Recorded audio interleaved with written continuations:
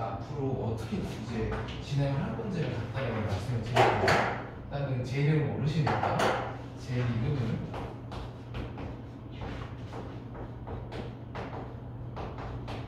최낙현이라고 하고요. 자, 그래서 우선은 중간고사까지 학교마다 조금 남은 일정들이 약간 상이할 거예요. 지금 일정을 제가 확인을 하고 있는데 대체적으로 지금 딱 수업을 듣는 시기부터 오늘 수업을 들으시면 총 6번은 5번은 이제 내 개념에 대한 이제 수업을 들으시는 거고 나머지 한 번은 이제 계속 문제를 푸는 것들 위주로 쓰는 수업을 진행을 할 거예요. 그래서 제가 이제 크게 단계를 3개로 나눌 건데 첫 번째는 제가 개념서를 하나 드릴 겁니다. 제가 제본에서 드린다고 말씀드리는 건데 이 개념서는 말 그대로 여러분들이 이제 학교 프린트랑 같이 기본 참고하는 교재로 이제 오늘 쓰시면 되는 거고 두 번째로 제가 이 개념서 수업이 끝나면은 항상 워크북이라고 해서 그렇게 많지 않은 양의 이제 문제가 들어가 있는 이제 조그마한 프린트가 또 나갈 거예요. 그래서 요거는 이제 항상 같이 세트로 이제 항상 저희가 진행된다라고 보시면 되고 자 이제는 내신 기간이니까 여러분들이 어떤 거로 더 준비를 하셔야 되냐 그냥 단순히 내가 예를 들어서 판구조론 이런 걸 얘기를 했을 때 판구조론 나 알아 이 정도 선에서 끝나고 사실은 안 돼요. 어디까지 해서 나가셔야 되냐면은 여러 가지 문제 유형들을 봤을 때 내가 배웠던 개념들이 이렇게 출제가 될 수 있구나라는 걸 굉장히 많이 경험을 하셔야 됩니다. 그래서 예를 들어서 오늘 1주차니까 1주차는 딱 요 워크북스로 나갈 거예요. 자, 근데 2주차부터 내가 숙제를 어떻게 내면 될 거냐면은 요 수능 특강을 제가 어떻게 활용을 할 거냐 전주에 있는 거를 복습하는 걸로 이제 제가 숙제를 내드릴 겁니다. 그래서 2주차는 좀 숙제가 2개가 나가겠죠. 워크북도 제가 프린트를 드릴 거고 그 다음에 수능 특강도 요 전주차에 저희가 학습했던 내용을 위주로 푸시는 걸로 그렇게 이제 진행을 할 거예요. 그래서 요 정도 이제 문제풀이가 이루어진다고 보시면 되고 저희가 어느 정도 특정 기간이 지났다고 하면은 자 사람은 망각의 동물이기 때문에 까먹는단 말이에요. 그래서 4주차 이후에 다시 1주차에 배웠던 내용을 제가 다른 문제를 또 드릴 거예요. 복습하라는 의미에서 보통 학교에서 출제를 어떻게 하냐면은 교과서 회사에서 받는 그런 문제들과 기출, 고위고사 기출이랑 수특에 있는 거 항상 3개에서만 거의 된다고 보시면 돼요. 그래서 요 3개에 대해서 어느 정도 학습을 하신 다음에 여러분들이 다른 학교, 그 다음에 본인 학교 문제를 좀 풀게 되면은 어디서 많이 봤던 그림인데 이런 것들이 굉장히 많을 거예요. 근데 그런 문제들을 풀 때 그런 기출이나 혹은 수능 특강 이런 데 있는 문제들은 어느 정도 이해를 기반으로 여러분들 풀어야지 푸는 게 의미가 있기 때문에 그래서 4주차 이후에는 또 다시 저희가 1주차에 있는 내용을 복습하는 그런 수도 같이 이제 배우가 될 겁니다. 그래서 큰 구성은 이렇고 자 그 다음에 뭐 다른 의뢰 다른 수능도 마찬가지겠지만 제가 겨울방학까지는 사실 크게 뭐 테스트에 대해서 되게 엄격하게 기준을 제가 제시를 하진 않았지만 여러분들 내신 기간이기 때문에 또 고2 내신 하면은 굉장히 또 중요한 시기시잖아요. 그렇기 때문에 테스트에 대해서 굉장히 타이트한 기준을 가져갈 거예요.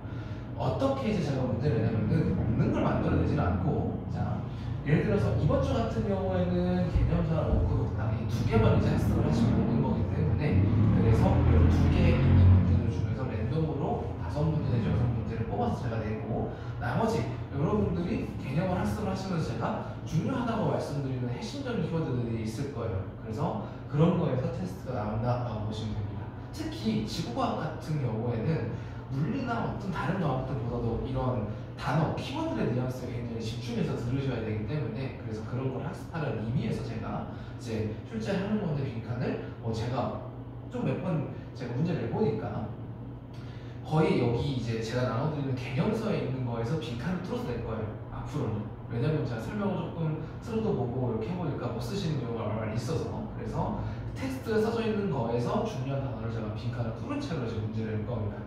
그래서 테스트 기준은 문제수 대비 80% 이상 못 맞추면은 그때는 재시험이라고 보시면 되고 재시험은 되도록이면 여러분들을 제가 따로 학원으로 부르기 굉장히 싫기 때문에 여러분도 그렇게 싫으실 거고 수업 시작하기 전 혹은 후에 제가 테스트를 진행하는 방식으로 진행을 할 겁니다.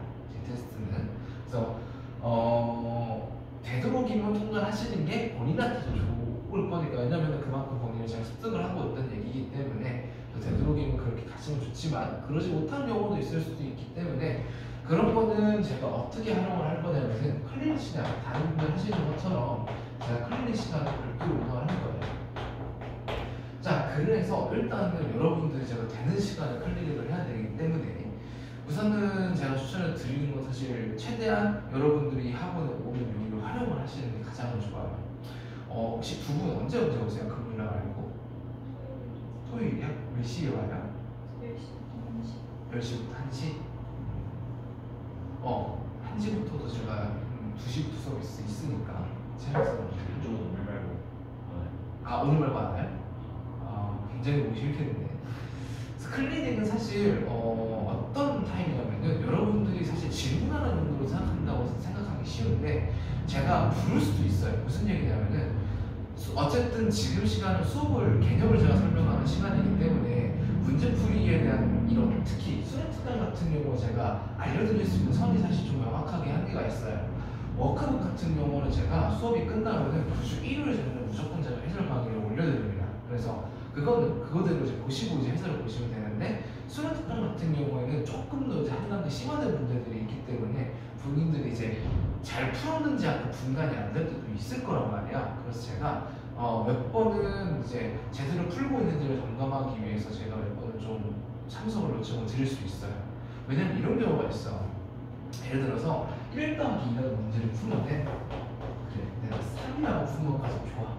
근데 보통 사람이 1 더하기를 공부를 할 때 손가락으로 이렇게 얘기해 세잖아. 근데 잘못 푸는 거는 손가락이랑 발가락을 같이 쓰는 거야. 물론 답은 나오지.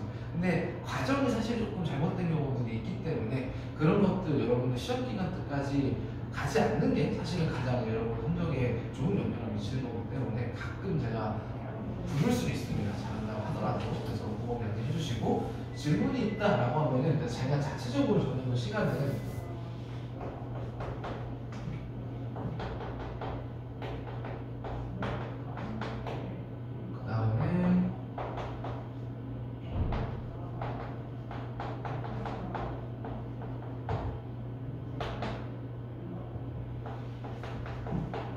이 시간에 제가 클리닉을 운영을 할 거예요. 그래서 웬만하면 추천을 드리는 거는 두 번 다른 학원 여기 오기 귀찮을 거니까 올 때 해결을 하시는 거 저는 웬만하면 추천을 드립니다. 아시겠죠? 다른 데 술을 이렇게 부르는 거 좀 귀찮잖아 솔직히. 나도 싫어. 아시겠죠? 자, 그래서 이렇게 앞으로 진행될 거다라고 알아주시면 됩니다. 그리고 한 가지 이제 강조를 드리는 제가 문제를 낼 때 하는 습성이 풀어봐서 알겠지만 제가 기억력 디귿은 죽었다 깨어나도 제가 넣지 않아요. 그러니까 1, 2, 3, 4, 5를 넣지 않는다는 얘기예요. 자, 제가 그렇게 여러분들한테 이제 문제를 일부러 보기를 밑에 걸 빼고 드리는 이유는 뭐냐면은 여러분들도 문제를 풀 때 가끔 이런 거 있었을 거야. 했는데 답에 기억력이 없어. 이러면 이제 미궁에 빠지는 거지. 기억만 맞나? 기억 디귿인가? 아닌가? 니은 디귿인가? 이렇게 가는 경우는 저는 이렇게 얘기해요. 여러분들이 문제를 이해했다 혹은 맞췄다라는 거의 기준은 제가 자, 이 문제가 왜 이게 맞고 틀린지를 설명을 해봐 라고 하는 거는 정확히 여러분들 설명을 하실 수 있어야 돼요. 그게 처음에는 한 번 내지 두 번을 할 때는 조금 이 과정이 굉장히 오래 걸려요. 그리고 특히 이제 여러분들이 스스로 맞게 풀었는지 검증이 안 되는 경우들이 가끔 있거든요.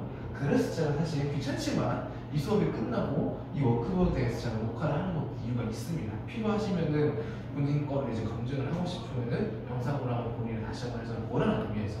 근데 수능 특강 같은 경우에는 굉장히 해설이 잘 정리가 돼 있기 때문에 반드시 답지는 내가 이거 못 풀었어. 호기심을 해결하려고 다시 푸는 용도보다는 물론 그렇게 쓸 때도 있지만 본인들이 푸는 문제들에 대해서 제대로 된 이제 본인이 해설을 풀이를 했는지를 점검하는 정도로 사실 쓰셔야 돼요. 이따가 제가 그거는 한 번 더 알려드리기로 하고 게시글 제가 수능 특강도 그 파일 문제를 이렇게 갖고 왔기 때문에 그거를 대조 한번 하면서 보겠습니다. 그러면은 여러분들이 문제를 뭐 풀었을 때 해야 되는 것들은 뭐냐? 가이드라인이 있어요. 무조건적으로 머리 잡고 온다 좋은 게 아니라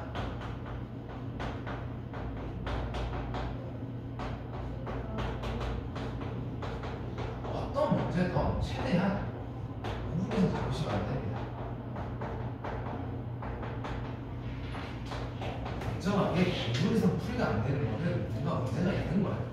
가장 이제 쉬운 어떤 문제를 여러분들 중에서 본인이 5분 이상 풀이를 못한다라고 하면은 두 가지예요. 크게 그냥 모르거나 너무 흔한 얘기야. 문제 유형 자체를 자료를 해서 갈지 모르거나 그런 건 사실 이렇게 오래 잡고 있을 필요가 전혀 없습니다. 사실 다음에.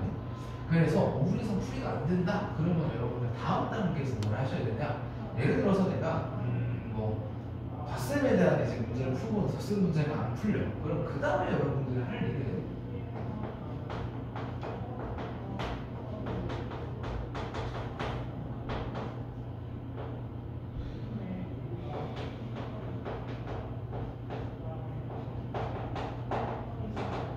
두 가지로 제가 제일 떠는 이유는 뭐냐면요. 첫 번째는 진짜 개념을 몰라서 못 푸는 경우가 있을 수 있어요, 진짜. 왜냐면 돌덩이 이름을 몰라. 그럼 문제 못 풀잖아. 그런 경우에는 여러분들이 제가 개념서를 드린 이유가 바로 이거예요. 문제를 여러분들이 풀다가 막힐 때, 나 이거 기억이 안 나는데? 한번 거기 찾아가서 보시고, 보는 거에서 끝나는 게 아니라, 그런 게 있어요. 여러분, 손이 한번 여러분들이 적으면은 그게 내가 기억을 하거든요. 귀찮겠지만, 한번 손을 치고 따라 적는 것도 꽤 좋은 방법이 될 수 있습니다. 물리랑 이런 것들이랑 조금 학습하는 결이 다르기 때문에 생명이랑 좀 결이 비슷하거든요. 그래서 관련된 한번 다시 찾아보시는 습관 들이셔야 되고, 근데 내가 개념이 내가 분명히 다 이해를 하고 있는데 빠뜨린 게 없는데 문제가 도저히 안 풀려. 그때는 어떤 걸 해보셔야 되냐면 본인이 풀어봤던 문제들에서 아이디어를 얻으시는 거예요. 이런 경우에는 문제가 안 풀리는 이유가 뭐냐면은 자료 해석을 제대로 이제 본인이 문제를 풀어야 되는 것들과 연결이 안 돼 있는 거니까 습득돼야 되는 정보가 본인들이 안 보이는 거지. 근데 자, 이거 정도 몇 분을 넘으시면 안 되냐면은 3분 넘으시면 안 돼요. 왜냐면 이미 여러분들은 결론을 알고 있는 거를 이미 갖다 보는 거기 때문에. 그래서 이게 모르겠다. 그러면 그때 답지에서를 보는 거야. 그래서 보통 수트 같은 경우에는 이 답지에서이 어떻게 나와 있냐면은 문제에 주어진 자료에 대한 해설이 보통 나와 있는 경우가 많아요. 어려운 문제들 같은 경우에는. 자, 근데 봐도 모르겠다. 그들은 질문을 하시는 겁니다. 아시겠죠? 그래서 여러분들이 스스로 좀 실력을 많이 키우시려면은 저런 단계를 거쳐 가셔야 되는데, 특히 주의하실 거는 너무 문제를 오래 잡고 있으면은 본인도 스트레스 받고 제 과목을 찾아보기 싫기 때문에, 그리고 시간 낭비고. 그래서 저는 가이드라는 분들이 좀 스스로 지키려고 하고 노력을 해보세요. 만약에 안 해봤다라고 하면. 아시겠죠? 이 방법은 물리가 아니에요. 자, 그래서 앞으로 제가 어떻게 이제 좀 여러분들이 공부를 하셔야 되는지를 알려드렸고, 자, 개괄적인 개념 설명하고, 그리고 제가 문제를 좀 같이 풀어보면서 어떻게 이제 여러분들이 앞으로 이제 시민관을 준비하셔야 되는지도 말씀을 드리겠습니다.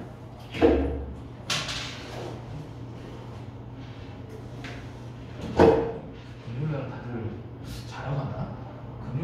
웬일로 금요일날 학생들이 안 오더라고요. 토요일날에 지금 사람이 많아. 왜? 바쁘냐고요? 바쁘다고? 뭐 하느라 올 거예요? 학원 가요? 학원. 토요일날도 학원 갑니까? 어디 많이 온다 했지. 무슨 수업 들어요, 여기서? 생명? 우리 또 혹시 연장생 팬인가요? 연장생의 열렬한 팬인가요? 알겠습니다. 부정하지는 않았습니다. 자, 그래서 우선은 첫 번째로 나오는 거, 여러분 근데 계약했어요? 학교 가요? 그러면 혹시 진도 나왔어요? 조금 나왔어요? 뭐 하고 있어요 지금? 지금 한국주는 하고 있어요? 그냥 같이 먹겠고 멘티데이까지 했어요. 혹시 학교에서 다른 부주를 쓰거나 그런 거 없어요? 교과서나? 되게 많이 주시는데 어디서 옛날에 뭐 그런 얘기 하는 거 알죠? 조금 더 시간이 지나보긴 해야 돼. 왜냐면은 가끔 뜬금없이 문제 풀어봐 이러고 한 50개 던져주시는 분이 있어가지고. 근데 그런 데서 보통 문제가 나오거든요. 한 글자씩 틀어서. 설마 쌤도 진짜 좀 나왔어요? 안 나왔어요? 쌤 소개만? 예, 알겠습니다. 자, 그래서 우선은 이 판구조론 자체가 여러분들이 처음 보시는 부분은 아닐 거예요. 부분은 아닐 거예요. 특히 이제 통합과학 때도 한번 이 내용이 잠깐 슥 지나가기 때문에 특히 판 구조 같은 경우는 여러분들이 한번 배우고 지나가는 부분이기 때문에 이 부분은 크게 이제 어렵지 않게 들으실 수가 있습니다. 그래서 우선은 여기 단어명을 보시면 판 구조론의 정리 과정인데 판 구조론이라는 게 사실 등장하기 이전에 이런 것, 요 판 구조론이라는 거를 이제 뒷받침해주는 이름들이 몇 개가 있어요. 그래서 크게 일단 가닥을 먼저 잡고 시작을 하면은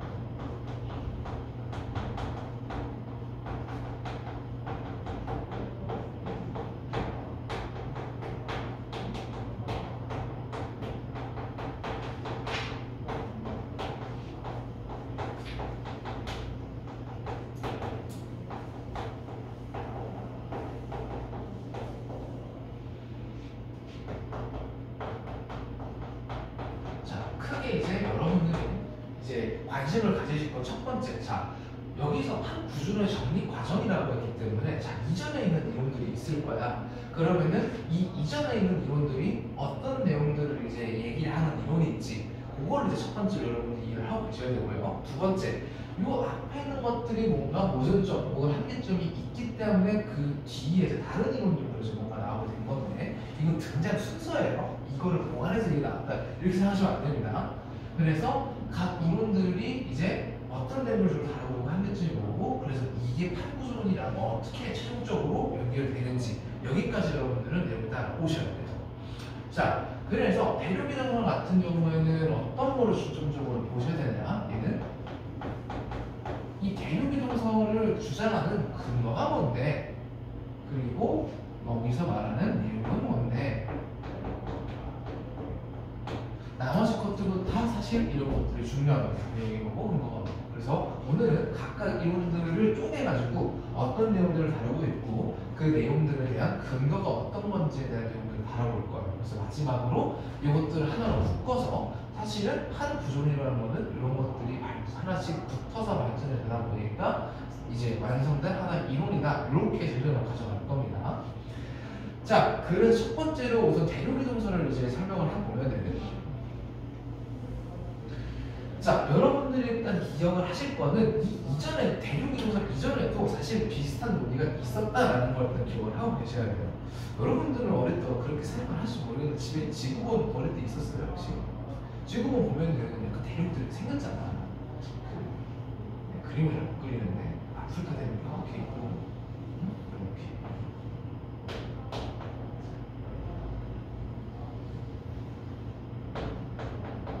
남아메리카 뭔가 딱 붙으면 딱 잘 맞을 것 같지 않아? 제가 실제 한디지 뭐냐면 여러분 지구본 잘라봤어요? 해봤을 리가 없지. 이게 좀 종류마다 다른데 그냥 자르면 속이 텅 빈 게 있고 약간 돌리면 묵직한 게 있거든. 그거는 속에 약간 돌 같은 게 조그맣게 들어가 있어. 혹은 약간 좀 나무 같은 걸 깎아서 만든 거. 그래서 그런 것들은 파기도 힘들어. 근데 다행히 제 집에 있는 건 플라스틱 재질이었기 때문에 자를 수 있었어요. 그래서 이거 자르는 수술 붙어보니까 모양이 비슷하긴 하더라고. 그런 생각을 안 해보셨군요 어릴 때. 자, 아무튼 아이디어는 어디서 시작이 되냐? 야, 우리가 좀 이 다니는 지구를 그려보니까 대륙이 양 끝단이 좀 비슷하게 생긴 것 같아. 이제 여기서 이제 시작을 하고 두 번째. 자, 그러면은 유럽에 있는 인간들이 이제 여기 이제 있는 문자들을 뺏고 싶으니까 지질주사를 열심히 시작해요. 왜? 걔네들은 이제 그걸 뺏으러 다녀야 되니까. 근데 이 땅 조사를 열심히 하다 보니까 여기도 석탄층이 있고 여기도 석탄층이 있는데 붙여놓으면은 같은 모양으로 생겼으니까 원래 둘이 붙어있지 않았을까? 이 아이디어가 사실 최초의 이 대륙이동설의 출발 지점입니다. 자, 그렇게 원래는 아이디어가 나오다가 이거를 구체화시킨 인간이 누구냐? 바로 베게너라는 과학자인데, 자, 이 친구가 이제 주장을 하는 거는 이거예요. 예전에 크게 한 덩어리, 즉 대륙들 6개가 한 군데 모여있는 판가라는 어떤 대륙이 하나 있었어. 자, 그 판가라는 대륙이 바로 여러분 제가 위에 보여드리는 이 그림입니다. 이런 식으로 대륙들이 모여있었을 것 같아. 자, 근데 그게 한 2억 년쯤에 분리가 돼가지고 슬슬 움직여서 지금 분포가 됐을 거야 라고 일단 그것부터 주장을 해요. 자,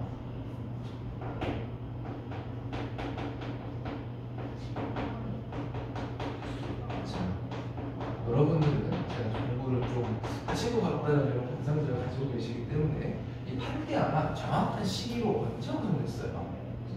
고생대만. 그리고 분리가 된 거는 중생대 초였죠, 그렇죠? 그래서 대충 2억 년 전에 분리가 됐다라고 얘기를 한 거예요. 뭐 정확히 시정하는 거지 예측이야 그냥. 자, 근데 그거를 자 내가 말하는 이유는 아래와 같다라고 하면서 총 5가지의 증거를 제시합니다. 자, 첫 번째는 집에 보면 아까 제가 얘기한 이 대륙들을 딱 붙였을 때 붙는 요거를 이제 유식한 말로 이제 저희가 뭐라고 할 거냐면은 자 아메리카나 아프리카 이렇게 바다 있죠, 그렇죠? 그러면은 바다랑 붙어있는 지역들이 요 선을 뭐라고 하냐면 해안선이라고 할 거예요. 그래서 이 해안선 모양이 붙였을 때 뭔가 좀 선 비슷하게 생겼잖아. 그래서 요거는 원래 대륙이 붙어 있었다는 증거일 거야. 그 사이에 쪼개졌겠지. 이제 이렇게 첫 번째 주장을 하는 거고. 자, 이 뒤에 있는 것들과 가장 또 중요한데 사실 그래서 밑에 있는 것들을 여러분은 자 문제집이나 아니면 서술형에 대륙 인솔에 그거 4가지 내보세요. 그러면은 여러분들이 쫙쫙 쓸 수 있어야 됩니다. 자, 그래서 두 번째 것부터 중요한데 자 이게 무슨 말이냐? 여기서 말하는 지질구조는 지금 여기 나오는 얘는 습곡산맥을 얘기를 하는 거지.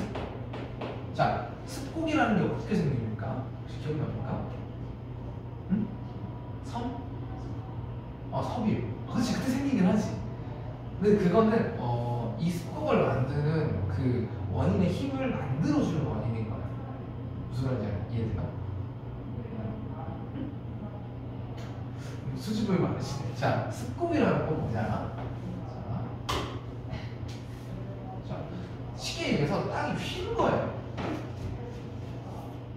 그래서 이제 습곡이라는 거를 이제 단면을 그려서 이제 보통 표현을 할 때는 어떻게 하냐면은 이런 식으로 땅이 커브져 있습니다. 이런 식으로.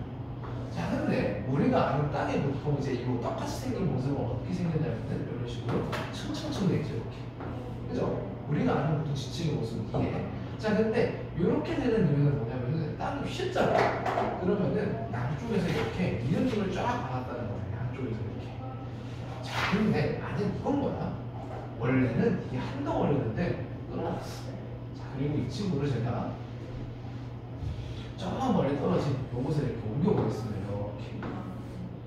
자, 근데 자, 봐봐. 원래 대륙이 두 개가 떨어져 있는데 이거를 붙여놓고 나니까 선이 이어져 있는 것 같은데 이렇게 이제 얘기를 하는 거예요.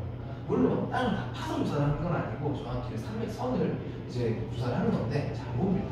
여러분들 그림 잘 보시면은 요 그림을 잘 보셔야 되는데 요거 자 요게 지금 떨어져 있는 거를 여기다 지금 붙여놓은 그림이에요. 보시면 좀 그림이 흐릿흐릿한데 이렇게 지금 색칠되어 있는 부분들이 붙여놓으면 산맥선이 이렇게 쫙 이어져요. 이렇게. 자, 근데 지금 현재 상황은 어떤 냐면 얘네가 떨어져 있다는 거냐. 지리를 좀 아실지 모르겠는데 form이라는 게 있으면 여기 그린다는 거기에 무럭이 이렇게 떨어져 있는 한 상태인데 이것들을 한 군데 모아보니까 이런 식으로 산맥선들이 쫙 이어진다는 거죠. 그래서 이걸 보고 얘네들은 원래 하나로 이렇게 이어졌어야 되는 건데 진짜 칼 다시 딱 끊어져 있는 거 보니까 근데 붙이는 것도 이어지잖아. 얘는 원래 한 덩어리였을 거야 라고 얘기를 합니다. 자, 여기서 말하는 또 중요한 거. 자, 판계가 형성됐다고 했잖아. 자, 그럼 대륙이 이렇게 서로 이렇게 멀다가 가까워서 붙는 거죠. 대륙이 이렇게 붙으면은 요 사이에 내가 들어가는 생각을 해봐. 양쪽에 대륙이 이렇게 붙는 거잖아. 이렇게 양쪽에서 압축한 일이 작용을 하네. 그렇기 때문에 습곡산맥이 이렇게 판계가 형성될 때 만들어진 거야. 이렇게 설명을 하는 겁니다. 아시겠죠? 괜히 그냥 습곡산맥 거들먹거리는 게 아니에요. 자, 그래서 두 번째는 뭐가 떨어져 있는 어떤 게 붙여보니까 이어지더라고요. 습곡산맥이 떨어지는 놈들을 붙여보니까 이어지는 놈들이 있더라라는 겁니다. 자, 여러분들이 내실이니까 여기서 끝나시면 안 되고 그래서 이 끊어져 있는 이룰 수 있는 산맥면 3개는 무조건 알고 계셔야 됩니다. 에팔라치아 산맥은 미국 동부에 있는 산맥이고요. 이 칼레도니아 산맥이라고 하는 거는 동유럽에 있는 겁니다. 그래서 이 정도는 여러분들 산맥명은 알고 계셔야 됩니다. 아틀라스 산맥은 아프리카에 있는 산맥이에요. 아시겠죠? 네. 산맥 이름까지 반드시 암기하셔야 되고요. 자, 그 다음에 세 번째는 이제 이분이 또 원래는 이 백이라는 사람이 뭐 하는 분야냐면은 기상학자예요. 그래서 급수학을 이 사람을 되게 많이 올려다녔는데, 자, 그걸로는 본인이 성이 안 쳤는지 이제 화석 키워 다니십니다. 자, 근데 화석이 자 남극에 있는 역할이 여기거든요. 자, 근데 저 멀리 떨어진 인도에서도 여기에다 발견되는 화석이랑 똑같은 놈이 요 남부에서도 발견되고 이런 지리산들이 있는 거야. 자, 두 가지가 사실 다 엮어지는데, 자, 우선은 여기 있는 메소사우루스라든지 뭐 무슨 루스, 초스 약간 이런 의미가 공룡이랑 비슷한 것 같죠, 그렇죠? 이 친구들은 다 파충류예요. 네, 양손도 있고요. 그래서 제가 밑에 그림을 놨는데 메소사우루스라는 애가 이런 식으로 생겼어요. 도마뱀처럼 생겼죠, 여다보가. 자, 그래서 이 친구는 파충류이기 때문에 얘는 무조건 우라의 위에 있는 놈이었을 거란 말이야. 그렇기 때문에 대륙이 만약에 처음부터 떨어져 있었다라고 하면은 대학 모르잖아. 애들이 뭐 배 만들어 건들 거야? 그러면 설명이 되는데 그게 아니라 얘들은 걸어다니는 놈들이기 때문에, 자, 여기도 예를 들어서 자, 여기도 메소사우루스가 보이고 여기도 메소사우루스가 보이는데 지금 이 두 대륙은 굉장히 대서양을 끼고 원래 떨어져 있다는 겁니다. 근데 이런 식으로 왼쪽쪽으로 화석분포가 보인다는 거는 원래 이 대륙은 붙어있기 때문에 애들이 땅바닥 딛고 이동한 거 아니야? 붙어있었네, 이렇게 설명을 하는 거죠. 그게 화석 그 종류가 총 4가지가 있는데 적어도 글로소프테리스가 메소사우루스 2개는 기억을 하고 계셔야 됩니다. 제가 이 2개는 굳이 말씀을 안 드리는 이유는 여러분들이 교과서를 참고를 하셔서 없으면은 안 해주셔도 돼요. 치사하게 요거 어떤 같은 종류의 화석을 발견했는데 종류성을 하시는 분들도 더 가끔가다 있습니다. 그래서 여러분들 교과서를 참고를 하셔서 이런 거는 범위를 지정하시면 되는데, 이 2개 같은 경우에는 알고 계시는 게 좋다. 거의 대부분 교과서 다르기 때문에 그 정도 알고 계시면 되겠고요. 그래서 이 화석 분포를 가지고 원래 붙어있었네 라고 이제 얘기를 하는 거고요. 자, 마지막으로 이 빙하 분포 흔적을 보고 이제 이 사람이 또 원래는 붙어 있었겠네 라고 얘기를 합니다. 자, 여기서 말하는 빙하 이동의 흔적은 뭐냐면은 여러분은 아주 태국적인 사회 배울 때 무슨 뭐 피오르드 지역, 무슨 유자국 이런 거 얼핏 지나가면서 배우셨을 거거든요. 자, 그 두 지역은 사실은 뭐 때문에 만들어지게 되냐면은 빙하가 땅을 깎고 내려가면서 생긴 지역이 둘 다. 자, 근데 희한하게 그래 남극 뭐 근처 모를 때까지 내가 이해를 해. 왜 남극이랑 가까운데 실제로 빙하가 생겼을 수도 있지. 자, 근데 인도 같은 경우에는 적도랑 가까운 지역이란 말이야. 근데 역대 지구의 어떤 기온 추정치를 봤을 때 이 인도에는 빙하가 생길 수가 없어. 태양이 뭐 갑자기 나 오늘 운영 안 합니다 이러고 갑자기 빛이 안 되는 이상 여기 생길 수가 없어요. 자, 이걸 이해하려면은 빙하가 어떻게 이제 대충 생성되는지 머릿속에 모으는 걸 납득이 됩니다. 자, 단순히 물만 온다고 해서 빙하가 될까? 여러분들 에비앙 알죠? 산수. 보통 빙하물을 녹여서 파는 거라고 하잖아. 그게 사실은 되게 많은 기간을 거쳐서 눈에 계속 쌓이면서 그게 눌리고 그게 하나의 얼음 덩어리가 되면은 그게 뭐 육지에서 보통 빙하가 만들어지는 원리예요. 인도 대륙이잖아. 그러면은 육지 위에 빙하가 쌓이려면은 눈이 계속 쌓여가지고 그게 안 녹고 그게 하나의 얼음 덩어리가 돼야 돼. 근데 적도 어때? 겁나 뜨거우잖아. 자, 그것도 하더라도 자, 만약에 인도 대륙이 이렇게 붙어있다고 하면은 마치 남북에서 이렇게 빙하가 쓸려서 내려간 것처럼 이제 자국이 형성이 되어 있는 거예요. 오케이? 자, 그러면은 이 자국을 어떻게 보면 탄냐 물자국을 보는 게 아니라 이런 식으로 돌 위에 뭔가 깎고 지나가면은 차른이라는 어떤 긁고 지나간 자국이 하나 생겨요. 근데 이 자국이 생성 연대를 측정을 해봤을 때 이거 한 고생대 말쯤에 형성이 돼 있고 대체로 그 다음에 빙하가 깎고 나갔을 때 생기는 모양이랑 똑같이 생겼네 라고 하면서 그러면은 그게 인도에서도 그 흔적이 보이니 그러면 요거 빙하 이동한 흔적이네 이렇게 얘기를 하는 겁니다. 이해됩니까? 그래서 크게는 이렇게 크게 4가지를 얘기를 했다라는 겁니다. 자, 그래서 근거 한번 다시 한번 해볼게요. 가장 쉬운 거는 어떤 거? 해안선 모양이 비슷하게 생겼다. 해안선 모양의 부사성. 그 다음에 두 번째는 여기 떨어지니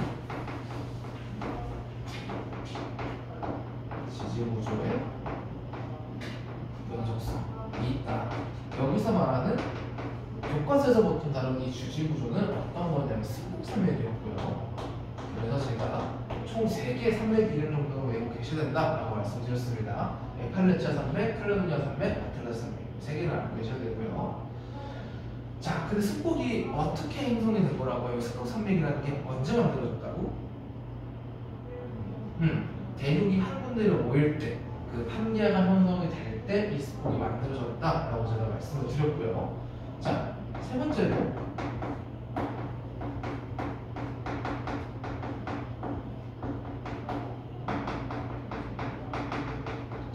멀리 떨어진 대륙에서 같은 종류의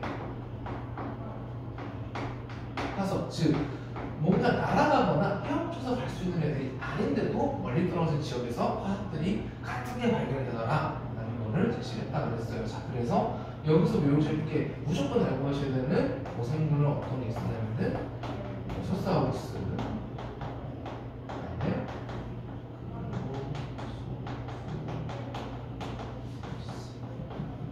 요거는 약간 약치식물 중에 하나예요. 식물입니다, 식물. 그래서 요거는 알고 계셔야 된다라고 말씀드렸고요. 네, 마지막으로 멀리 떨어진 대륙에서 빙하의 흔적을 보고 대륙이 원래는 붙어있을 것이다 라는 것을 근거로 제시했다라는 겁니다. 그래서 대부분 약간 지질학적 혹은 뭐 고고학적 이런 좀 그런 위주로 근거들이 제시되어 있어요. 자, 근데 좋다 이거야. 눈에 보이는 거 알겠어. 자, 근데 이 분이 제시를 하지 못한 가장 큰 점이 하나 뭐냐면, 그래서 지구 자전하잖아. 근데 땅도 같이 움직여? 그건 너 어떻게 설명할 건데? 너 완전 끼워 맞춘 거 아니냐? 이런 식으로 돼버리는 거예요. 그래서 근거는 이거지. 한계점은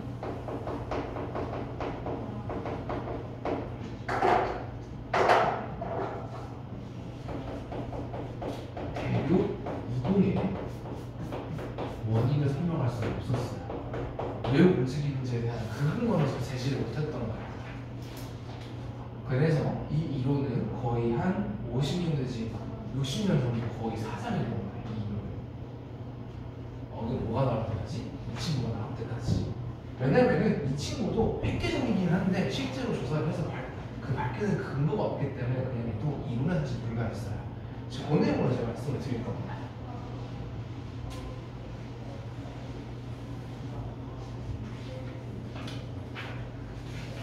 자, 그래서 한 페이지 넘기셔서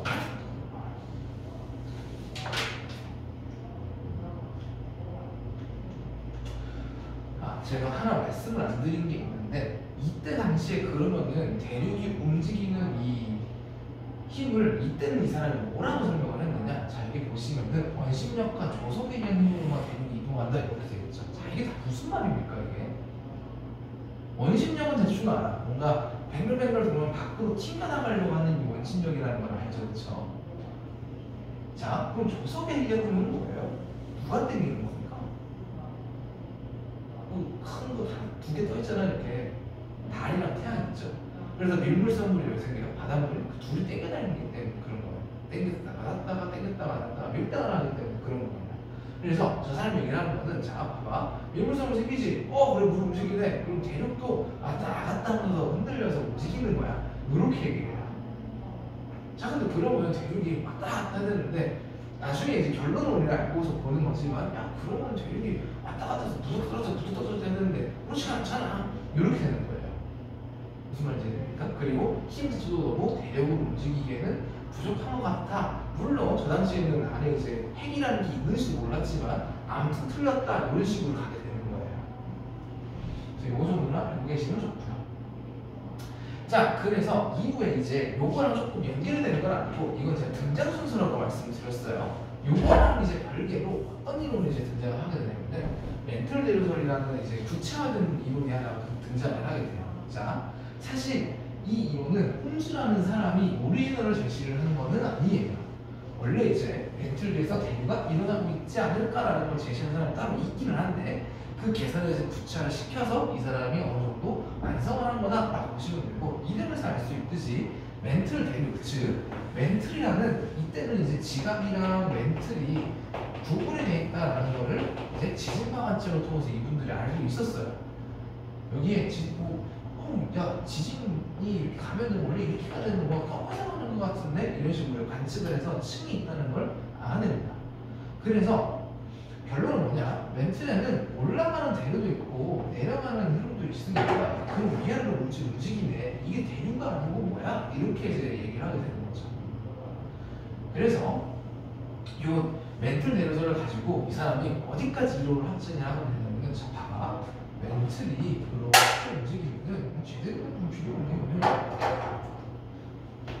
이렇게 움직이게 되면은 자 봐봐. 만약에 여기 대륙이 안 만들어진다고 쳐 만약에 그러면은 요걸 따라고 자꾸 내가 양쪽으로 이렇게 판을 이렇게 잡아당기게 되면 종이를 이렇게 쫙 잡아당기면 사이드로 종이가 더 하고 풀어지겠지, 그치? 따로 똑같다는 거야. 멘틀이 양쪽으로 자꾸 판을 이렇게 당기니까 이런 식으로 대륙을 하면서 중간에 딱 끊기면서 이 사이에서 틈이 쫙 생기고 그 사이로 멘틀 물질이 위로 올라오면서 새로운 대륙을 만들어내는 거야. 이렇게 제시가 되는 거예요. 자, 이게 이해가 안 되신다면 여러분들 이 대류라는 거 정확히 기억하셔야 되는데 얘는 열을 전달하는 방법이에요. 어떻게?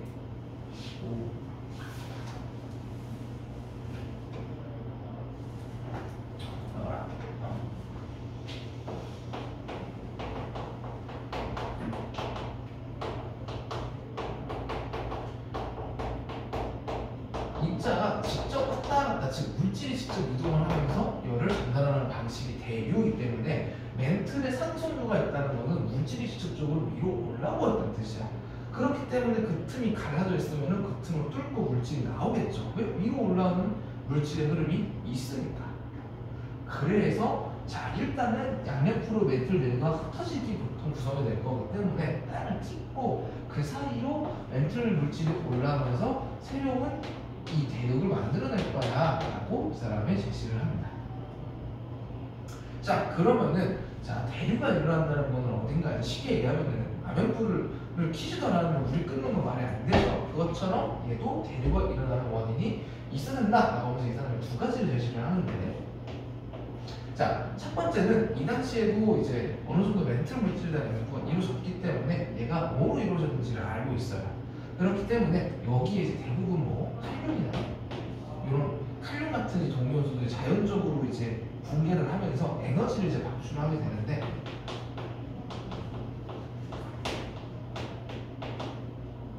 이 친구가 자연적으로 만들어지는 에너지가 첫 번째가 있고 자 여기서 문제를 한번 내볼게요. 그러면은 방사성 동위원소의 붕괴이라는 게 지금 무슨 말입니까 저게?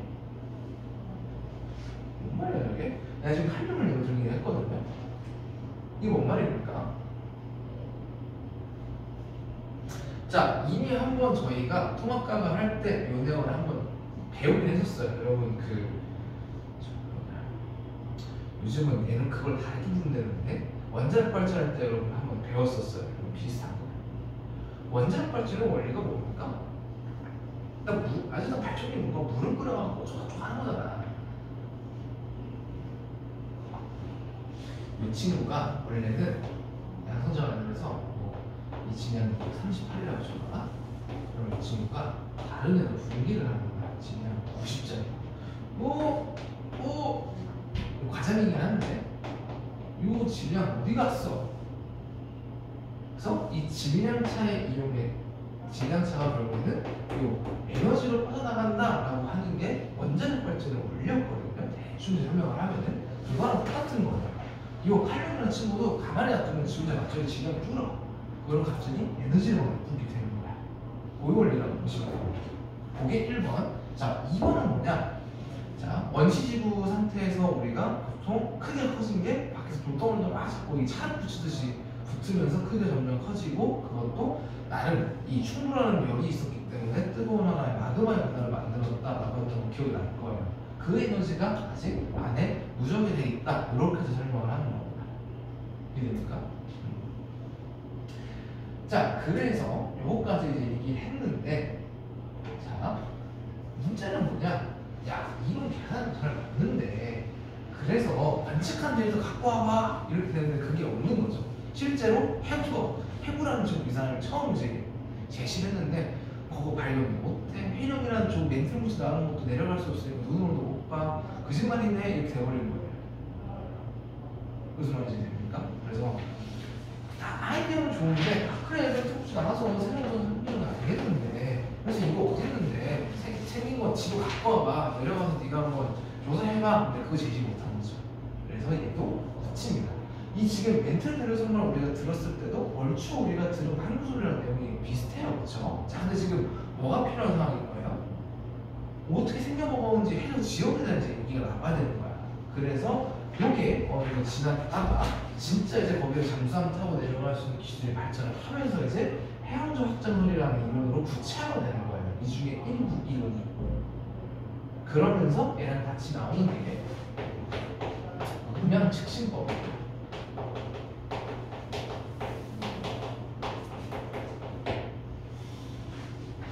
자, 요 친구의 이 이론은 사실 되게 간단한데, 자, 우리 제가 그냥 이 그림을 보면서 설명을 해드릴게요. 자, 배가 있어. 자, 근데 배 밑에 이제 어떤 장비가 있냐면은 소나라고 해가지고 음파를 쏘는 장비가 있어요.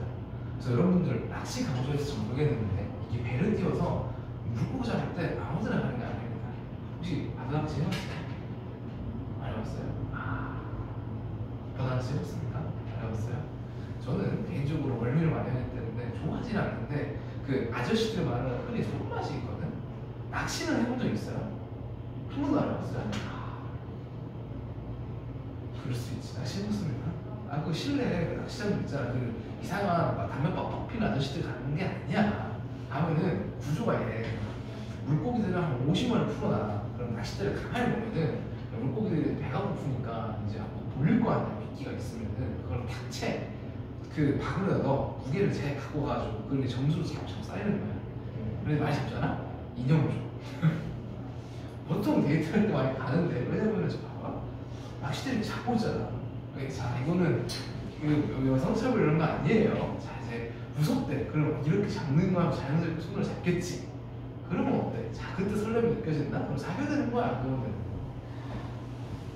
무슨 얘기인데요? 원래 그런 거 하려고 가는 거야.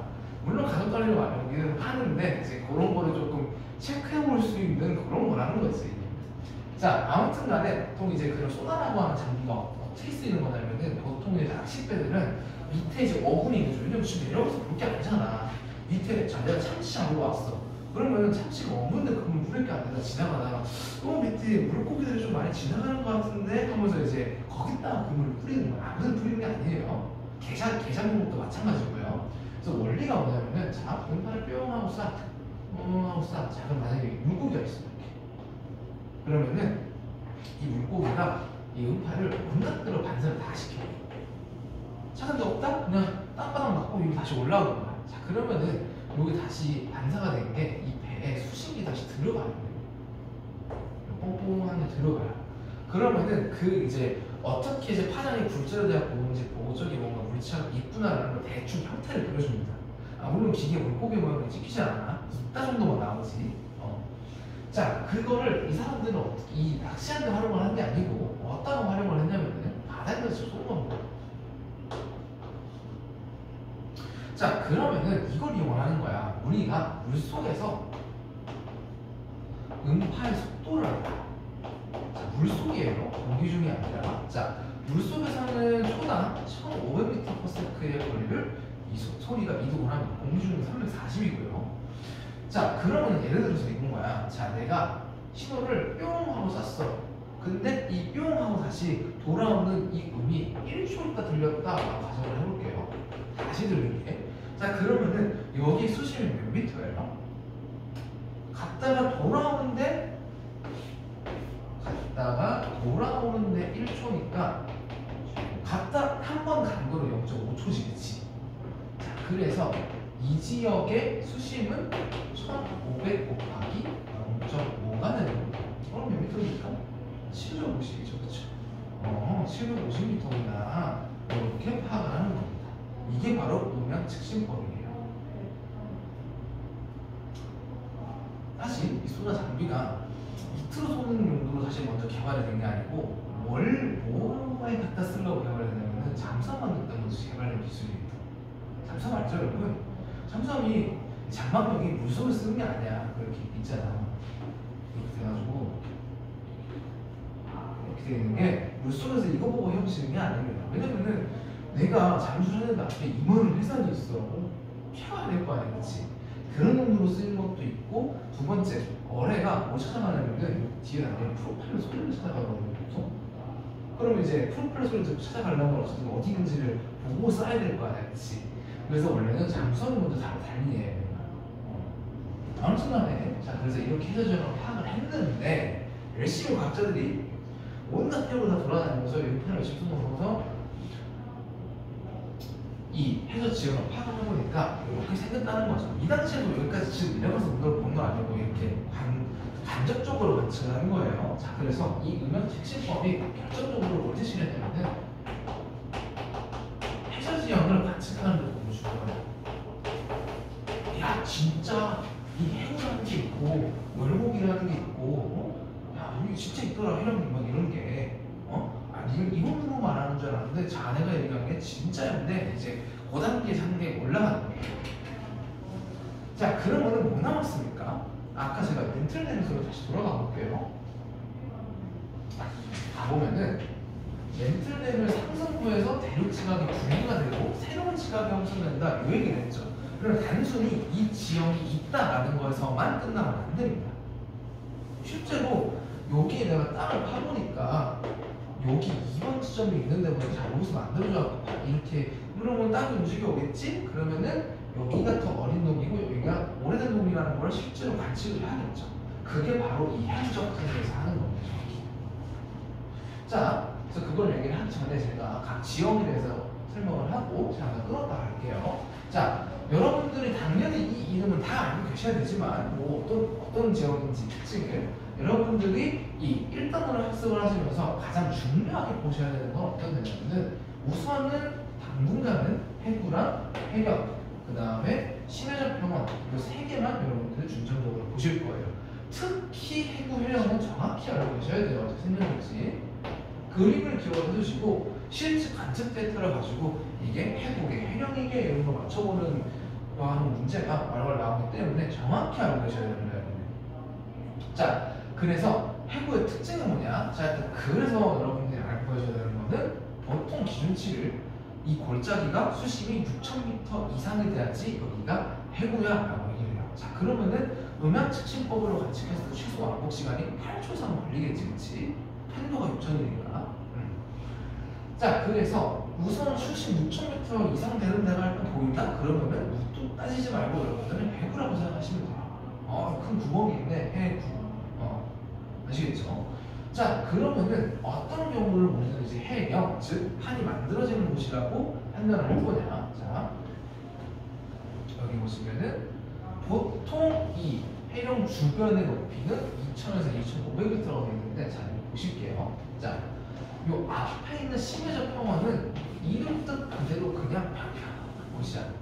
자, 근데 해령이라는 건 뭐냐면은 위에서 봤을 때 마치 이 바다 밑에 산맥이 있는 것처럼 보여서 해령이라고 부릅니다. 그래서 요걸 옆에서 봤을 때 어떻게 보냐면은 자, 심해적 평원이야. 땅이 슬슬 올라가다가 구멍이 있다가 다시 올라갔다가 내려가는 이런 형태로 뛰게 돼요. 뿔 모양으로 뛰게 돼요. 그래서 이 사이가 보통은 이 멘틀 물질에 나오는 열곡이라고 하고 있고 요 양쪽 끝동물이 여기가 지금 위에서 보면 산으로 생겼기 때문에 이게 해령이라고 부르는 겁니다. 그래서 이 열곡, 이 뜨거운 멘틀 물질이 나오는 골짜기가 쭉 기어져 있는 이거를 열곡대라고 부르는 거고요. 이해됩니까? 자, 그래서 이 주변에 해령까지의 수심이 대충 2,000에서 3,000m 정도 된다는 거예요. 되게 적혀있는 말. 무슨 말인지 돼요? 자, 그러면은 대충 이 열곡은 깊이가 어느 정도 되냐? 아무리 깊어도 4,000m 내지 5,000m 이상을 넘어가지 않아요. 그래서 관측 결과 이거보다 깊은 골짜기야? 그러면은 이렇게 모양이 생길 수도 있는 해구인 거예요. 이건 뒤에서 제가 자료를 조금 보여드릴게요.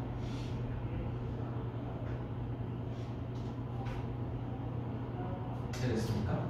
자, 그래서 두 가지 특징 좀 기억하셔야 돼요. 첫 번째, 해부는 뭘 기억하셔야 되냐면 단순히 그냥 갑자기 깊어지는 구멍 이렇게만 기억을 하시면 안 되고 이 구멍의 깊이가 이 지구과학적인 정보를 봤을 때 이 6,000m 이상 수심을 갖고 있는 구멍일 때만 우리는 해부라고 볼 거고요. 그래서 양쪽에 나타나는 특징은 진짜 골짜기이기 때문에 이 얼굴의 파트만 딱 떠놓고 봤을 때 특징은 똑같이 생겼어요. 9번은 기준보다 수심이다.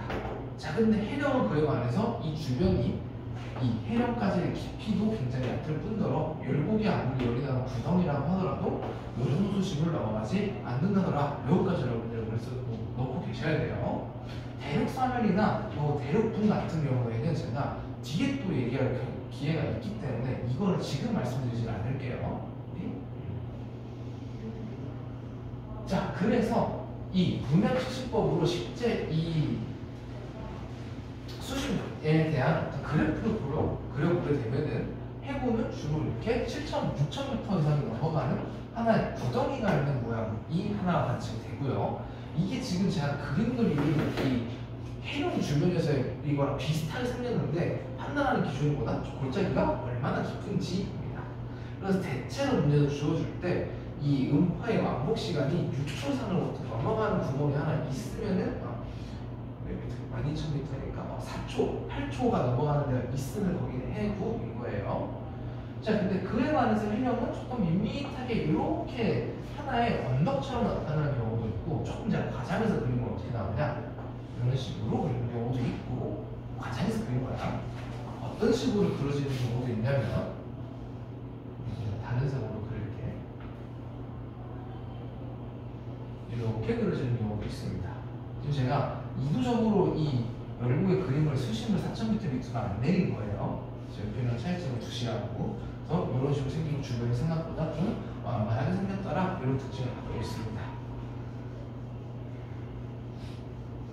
자, 그래서 실제로 이제 문제에 등장할 때는 그래프를 여러분들이 요 초음파의 왕복 시간을 보고 한번 여러분들이 상상해봐 이런 식으로 보통 그리는 문제를 주는 경우가 굉장히 많아요.